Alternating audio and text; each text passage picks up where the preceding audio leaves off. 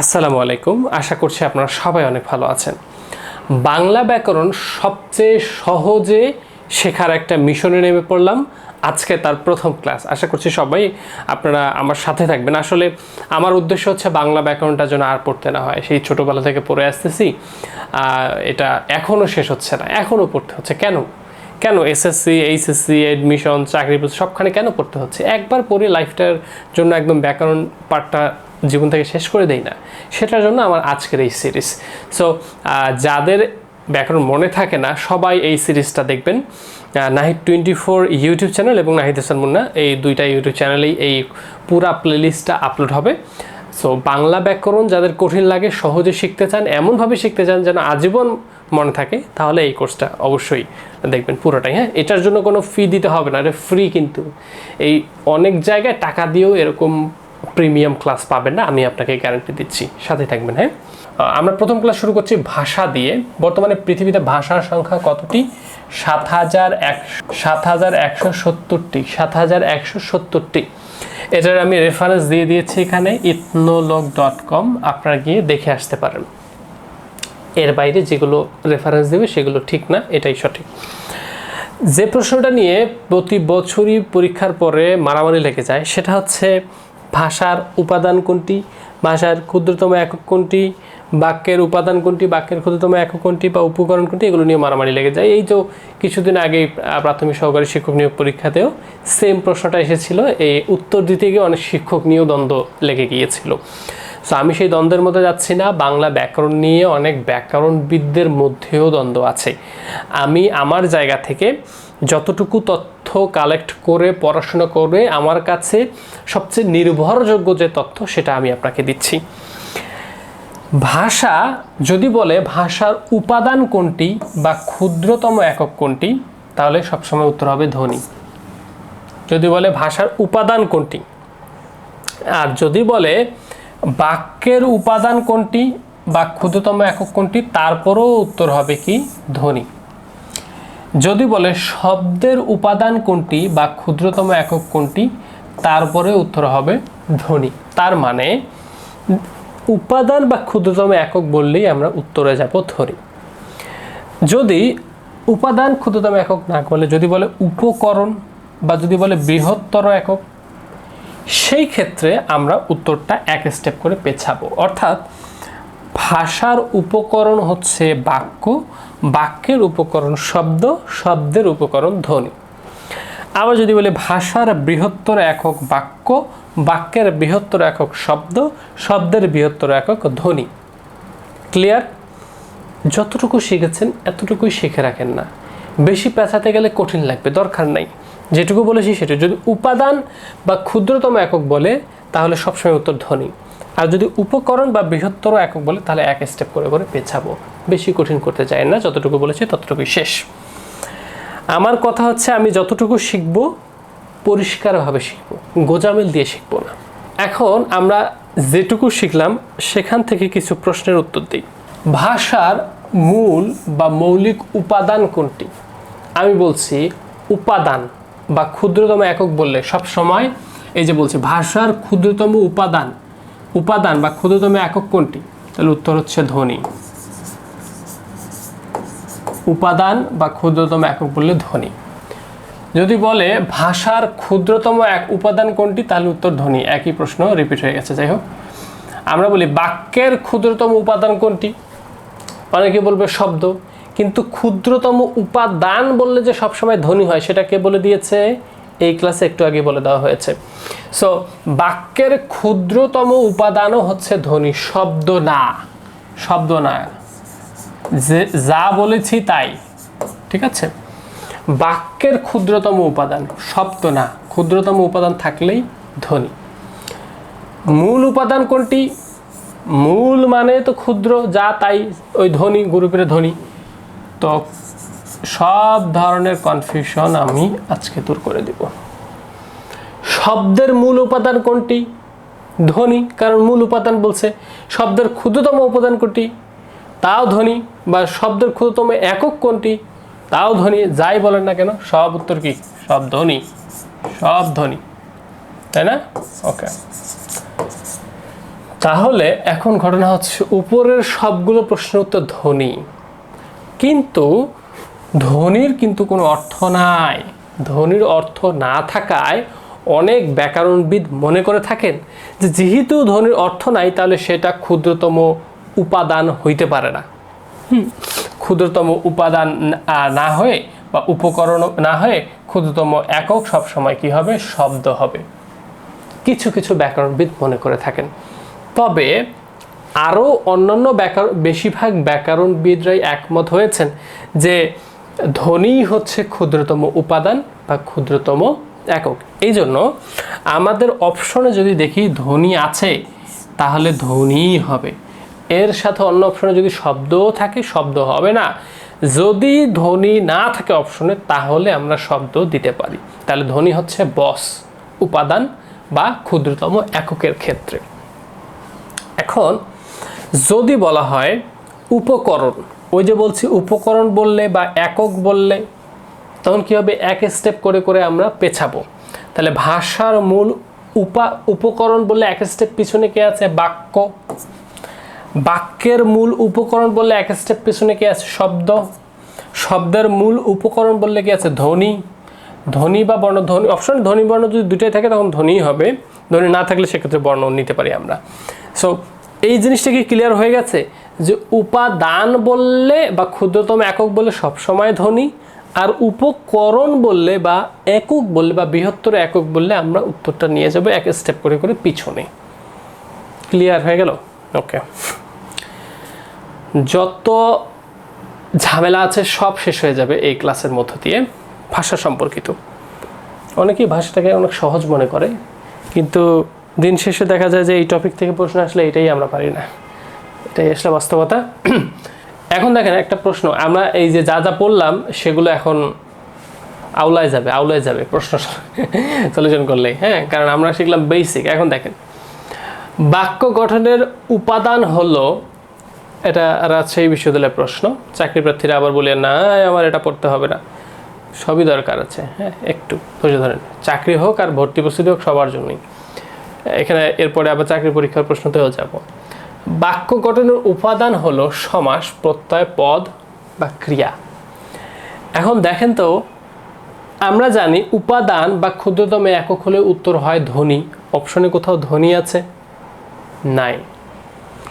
এখন ধ্বনি যেহেতু অপশনে নাই, তাহলে অন্যান্য ব্যাকরণবিদদের মতে তাহলে পরবর্তী উত্তরটা কি হতে পারে? শব্দ। তাহলে সেই শব্দটা কি অপশনে আছে? নাই। তাহলে শব্দ যেহেতু নাই, তাহলে শব্দের আশেপাশে কে আছে? বাক্যে ব্যবহৃত প্রত্যেকটা শব্দের নাম কি? পদ। তাহলে উত্তর হবে পদ। তাহলে দেখেন কি থেকে কি হয়ে গেল।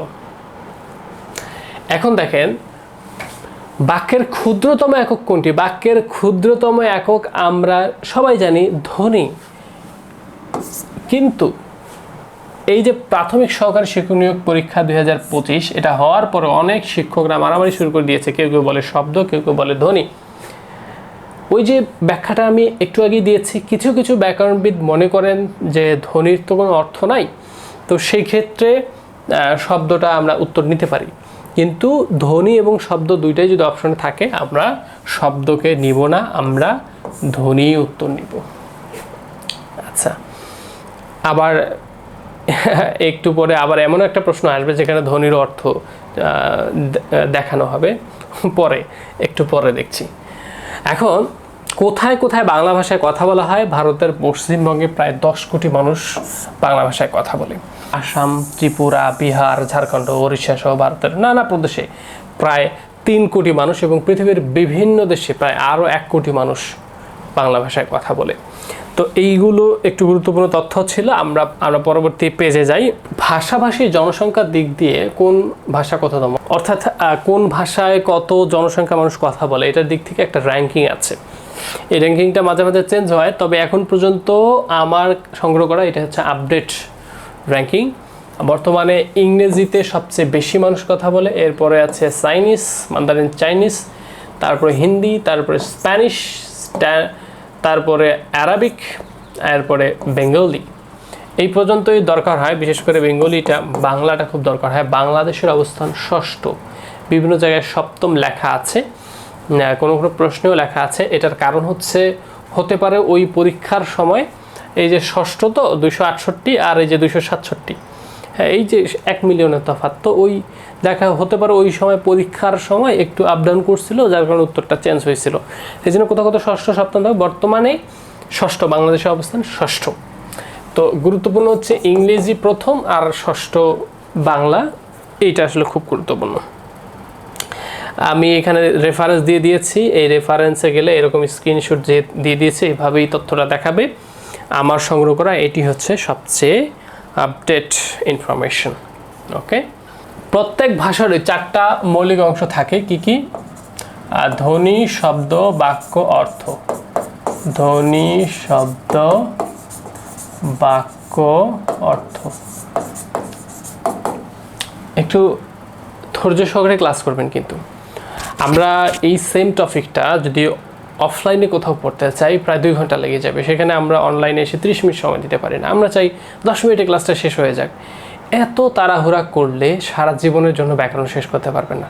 তাহলে আবারও অর্ধেক অর্ধেক পড়া হবে, আবারও এই ব্যাকরণটা আবার কোথাও না কোথাও পড়তে হবে।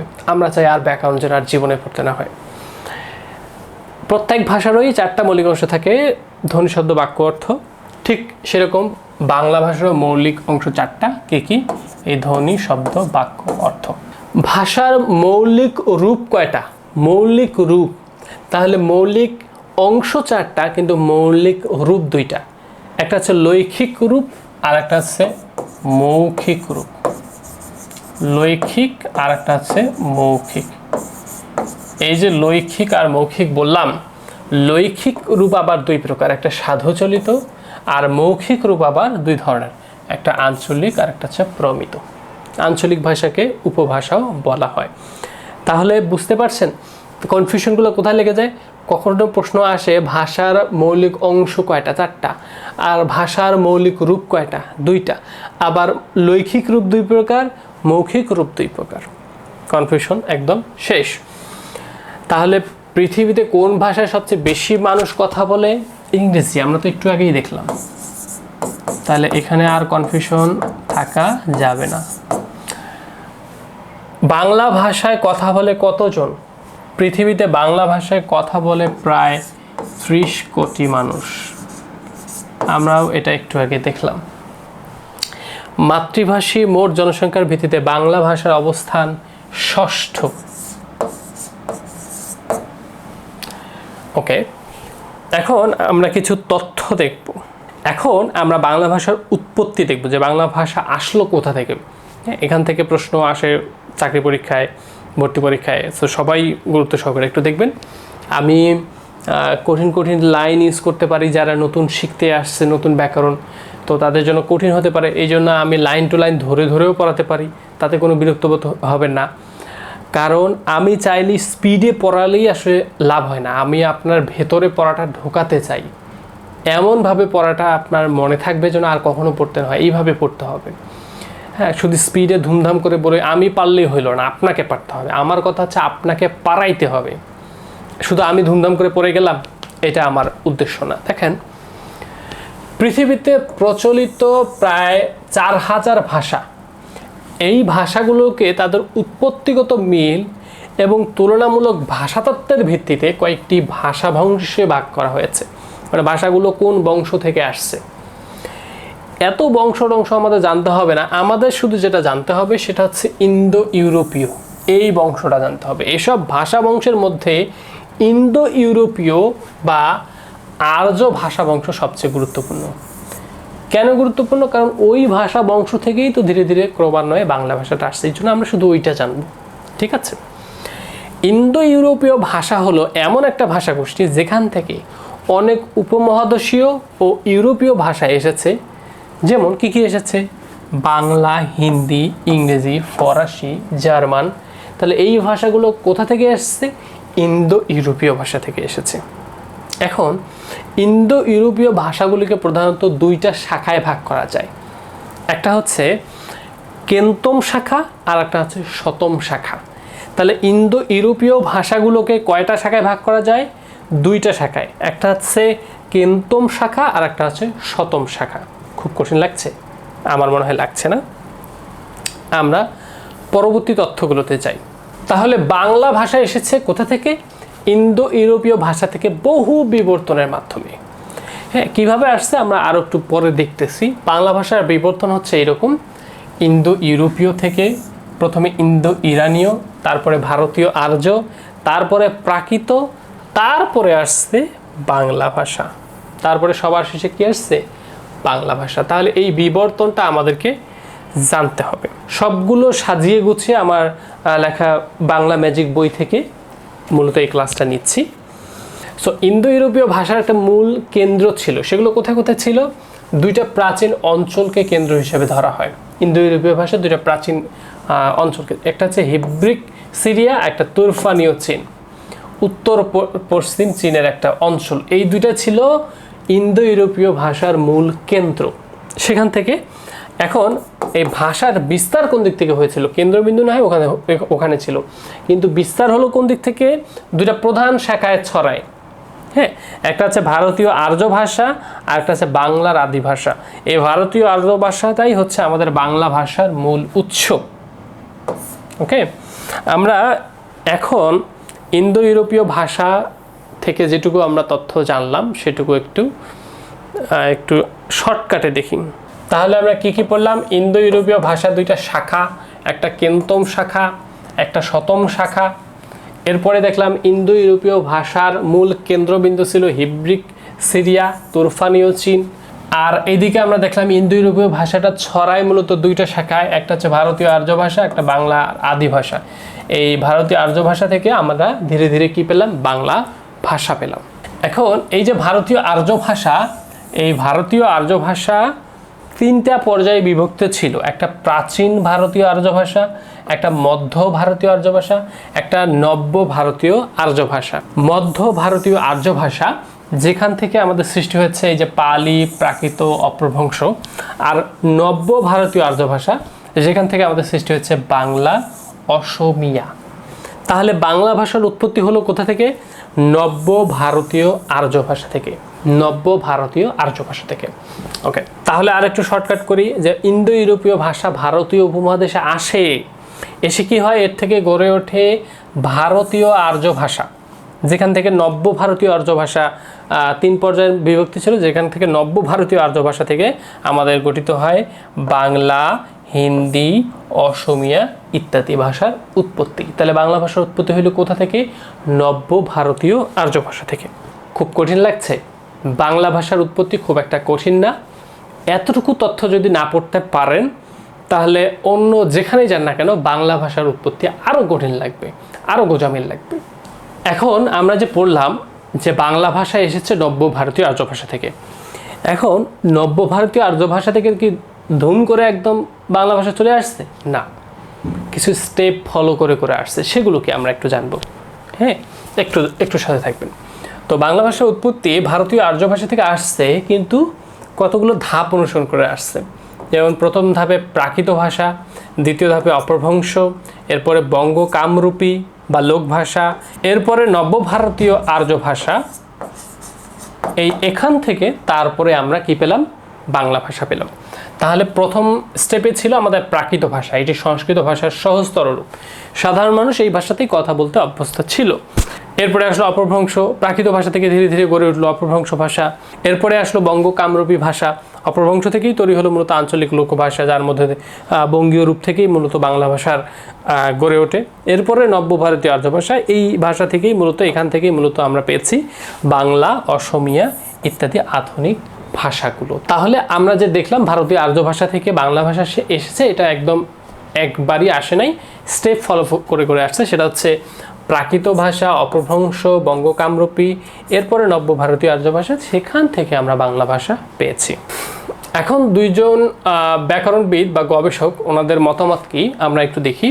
ডক্টর মোহাম্মদ শহীদুল্লাহ বলেছেন যে বাংলা ভাষার উৎপত্তি বা উৎস হচ্ছে গৌড়ীয় অপ্রভ্রংশ, আর ডক্টর সুনীতি কুমার চট্টোপাধ্যায় বলেছেন বাংলা ভাষার উৎস হচ্ছে মাগধী প্রাকৃত। তো দুইটা তথ্যই আমাদের জানা দরকার, এইটা একটু বেশি দরকার। সুনীতি কুমার চট্টোপাধ্যায়ের বাংলা ভাষার উৎস মাগধী প্রাকৃত। ডক্টর মোহাম্মদ শহীদুল্লাহর মতে যদি উল্লেখ করা থাকে প্রশ্নটা, তখন বাংলা ভাষার উৎস গৌরী অপভ্রংশ হবে। আর যদি নর্মালি থাকে বাংলা ভাষার উৎস কোনটা, তখন আমরা মাগধী প্রাকৃত দিব। সুনীতি কুমার চট্টোপাধ্যায়ের তথ্যটা বেশি আমরা গ্রহণযোগ্য হিসেবে মনে রাখবো। এই ক্ষেত্রে যদি বলা না থাকে যে কার মতে, কোনো ব্যক্তি উল্লেখ করা না থাকে, তাহলে মাগধী প্রাকৃত। আর যদি মোহাম্মদ শহীদুল্লাহ, ডক্টর মোহাম্মদ শহীদুল্লাহর কথা উল্লেখ থাকে, তখন আমরা দিব গৌরী অপভ্রংশ। তাহলে সারসংক্ষেপে বাংলা ভাষা এসেছে মূলত সংস্কৃত থেকে, প্রাকৃত, এরপরে অপভ্রংশ, বঙ্গীয় অপভ্রংশ, সেখান থেকে আমরা পেয়েছি বাংলা ভাষা। তাহলে সংক্ষেপে আমরা বলতে পারি ভারতীয় আর্য ভাষা থেকে প্রাকৃত ভাষা, সেখান থেকে অপভ্রংশ, বঙ্গ কামরূপী, সেখান থেকে আমরা বাংলা ভাষা পেয়েছি। এবং এই দুটো তথ্য তো আমরা আগেই জেনেছি, সো এখান থেকে আর কোনো পড়ছি না, আমরা এখন পরবর্তী স্লাইডে চলে যাচ্ছি। তো এখন আমরা দেখি বাংলা ভাষার আদি ভাষা কোনটি। বাংলা ভাষার আদি ভাষা হচ্ছে ভারতীয় আর্য ভাষা। এতক্ষণ ধরে আলোচনা করলাম, আশা করছি এটা আর বলতে হবে না যে কেন ভারতীয় আর্য ভাষাটা হচ্ছে বাংলা ভাষার আদি ভাষা। বাংলা ভাষার সহোদর ভাষা হচ্ছে অসমীয়া। কেন? কারণ ওই যে নব্য ভারতীয় আর্য ভাষা থেকে বাংলা ভাষার সাথে আরেকটা ভাষা এসেছিল, সেটা হচ্ছে অসমীয়া। এই জন্য বাংলার সহোদর ভাষা হচ্ছে অসমীয়া। আরও কিছু গুরুত্বপূর্ণ তথ্য আমরা দেখব 9-10 বোর্ড ব্যাকরণ থেকে। এগুলো আসলে এই ফ্রি ক্লাসে কেউ পড়াবে না, ডেফিনেটলি পড়াবে না, তবে আমি পড়িয়ে দিচ্ছি এই কারণে যে আমার মিশন হচ্ছে যে বাংলা ব্যাকরণ আর জীবনেও যেন পড়তে না হয়, সেই জন্য সব তথ্য আমি এখানে চেষ্টা করব এই ক্লাসে দিয়ে দেওয়ার। বাংলা ভাষায় কথা বলে প্রায় 30 কোটি মানুষ। একটু আগে প্রশ্ন এসেছিল, সেটা উত্তর করেছি। বাংলাদেশে 16 কোটি, ভারতের পশ্চিমবঙ্গে 10 কোটি, ভারতের ত্রিপুরা, আসাম, বিহার, ঝাড়খণ্ড, ওড়িশা সহ অন্যান্য প্রদেশে প্রায় 3 কোটি, পৃথিবীর বিভিন্ন দেশে প্রায় 1 কোটি, সব মিলে প্রায় 30 কোটি মানুষ বাংলা ভাষায় কথা বলে। বাংলা ভাষার লিখিত রূপের প্রাচীনতম নির্দেশন চর্যাপদ। সঠিক উচ্চারণটা হচ্ছে চর্যাপদ। বাংলা ভাষার নিকটতম আত্মীয় কোনটি? বাংলা ভাষার নিকটতম আত্মীয় অহমিয়া বা ওড়িয়া। 9-10 বোর্ড ব্যাকরণ থেকে এই তথ্যগুলো নেওয়া। অহমিয়াকে অসমিয়াও বলা যায়, ওড়িয়াকে উড়িয়াও বলা যায়। যাই হোক, আমি 9-10 বোর্ড ব্যাকরণে যেটা লেখা আছে এক্স্যাক্টলি সেটা লিখেছি। আনুমানিক 1000 বছর আগে পূর্ব ভারতীয় প্রাকৃত ভাষা থেকে বাংলা ভাষার জন্ম হয়েছে। আর ভৌগোলিক এলাকা ভেদে বাংলা ভাষার নানা বৈচিত্র্য লক্ষ্য করা যায়। ভাষার এই আঞ্চলিক বৈচিত্র্যকে বলা হয় উপভাষা। যেটাকে আমরা বলি আঞ্চলিক ভাষা, সেটাকে এখন বলা হচ্ছে উপভাষা। বাংলা ভাষার নিজস্ব লিপির নাম বাংলা লিপি। অনেকবার পরীক্ষায় এসেছিল, আমরা একটু আগে প্রশ্ন সমাধানেও দেখব। বাংলা ভাষার নিজস্ব লিপির নাম বাংলা লিপি। বাংলা লিপিতে মূল বর্ণের সংখ্যা 50টি, স্বরবর্ণ 11টি, ব্যঞ্জনবর্ণ 39টি। উপমহাদেশে ব্রাহ্মী লিপির জন্ম হয় 2500 বছর আগে। উপমহাদেশে ব্রাহ্মী লিপির জন্ম হয় 2500 বছর আগে। ব্রাহ্মী লিপির পূর্ব ভারতীয় শাখা, এই ব্রাহ্মী লিপির পূর্ব ভারতীয় শাখা কি হয়েছে, ধীরে ধীরে পরিবর্তিত হয়ে 10ম শতকের দিকে কুটিল লিপি নামে পরিচিত হয়। এই তথ্যটা 9-10 বোর্ড ব্যাকরণে কঠিনভাবে দেওয়া আছে, অনেকে বুঝতে পারে না। পরে এই কুটিল লিপির আরও বিকাশ ও পরিবর্তনের মাধ্যমে বাংলা লিপির সৃষ্টি হয়। এখান থেকেও আবার প্রশ্ন আসছে। তার মানে ব্রাহ্মী লিপির পূর্ব ভারতীয় শাখা কি হয়েছে, ধীরে ধীরে পরিবর্তিত হয়েছে 10ম শতকের দিকে। কখন? 10ম শতকের দিকে কুটিল লিপি নামে পরিচিতি লাভ হয়। কোনটা? ব্রাহ্মী লিপির পূর্ব ভারতীয় শাখাটা। তো ওটা যখন কুটিল লিপি নামে পরিবর্তিত হইল, সেই কুটিল লিপির আরও বিকাশ সাধন হয় এবং পরিবর্তনের মাধ্যমে তখন বাংলা লিপির সৃষ্টি হয়। তখন কি হয়? বাংলা লিপির সৃষ্টি হয়। তাহলে বাংলা ভাষার নিজস্ব লিপির নাম কি? বাংলা লিপি। বাংলা লিপিতে লেখা হয় অহমিয়া, বোরো, মণিপুরি প্রভৃতি ভাষা এরকম। আর সংস্কৃত এবং মৈথিলি ভাষা লিখতে একসময় অন্য লিপির পাশাপাশি বাংলা লিপিও লেখা হতো। সব 9-10 বোর্ড ব্যাকরণ থেকে এগুলো তথ্য। আমি টাইটেলটা ওই জন্য দিয়েছি যে 9ম-10ম শ্রেণীর বাংলা ব্যাকরণ, বাংলা ভাষার ব্যাকরণ নির্মিত বই থেকে। ওকে, ভারতের পশ্চিমবঙ্গ ত্রিপুরা প্রদেশের অন্যতম দাপ্তরিক ভাষা বাংলা, এটাও পরীক্ষা প্রশ্নে এসেছিল। এই জন্য সব তথ্য আমি একসাথে দিয়ে দিলাম। এখন আমরা কিছু প্রশ্ন সমাধান করব। আপনার হাতে সময় আছে তো?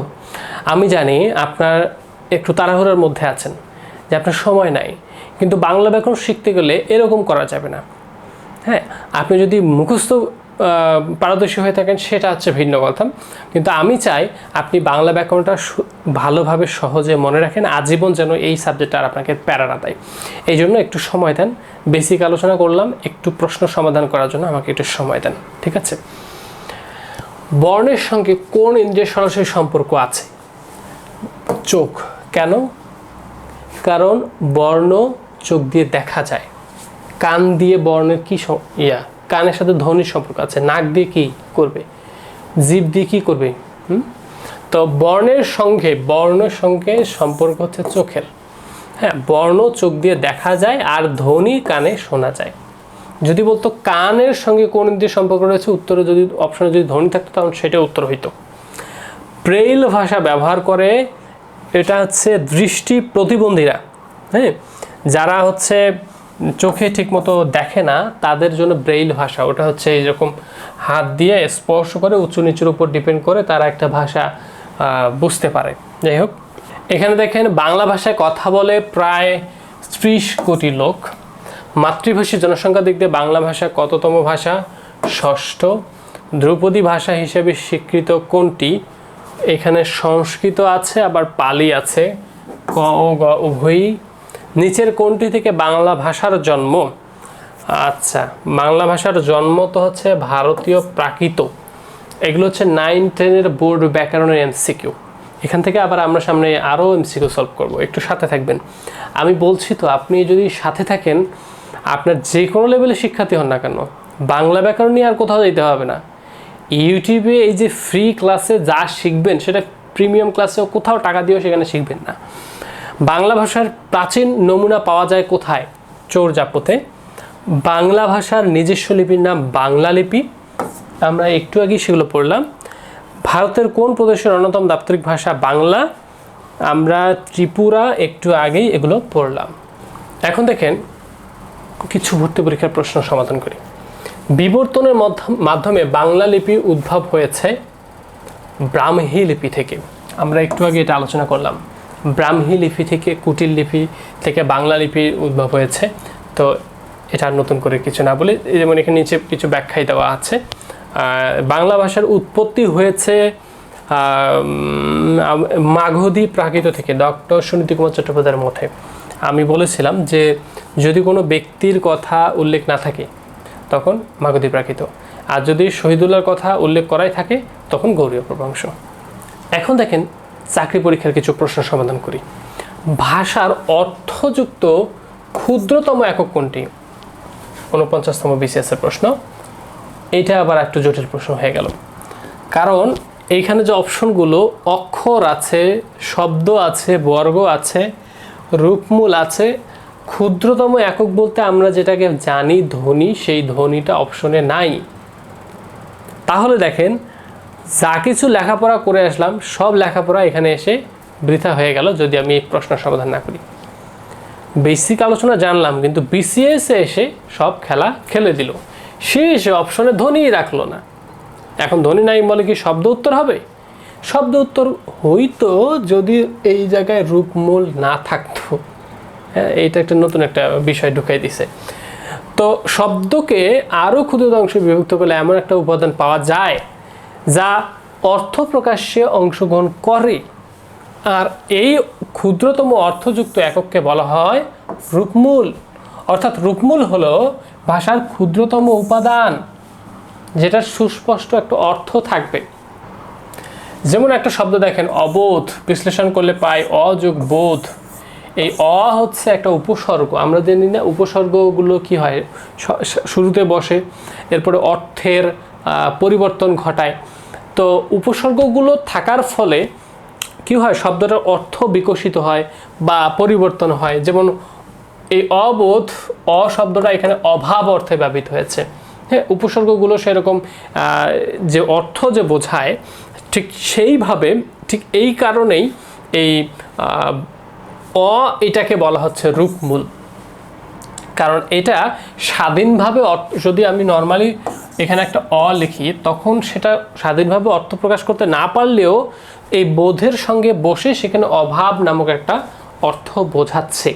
এই জন্য এই রূপমূলকে বলা হচ্ছে আমাদের ভাষার অর্থযুক্ত ক্ষুদ্রতম একক।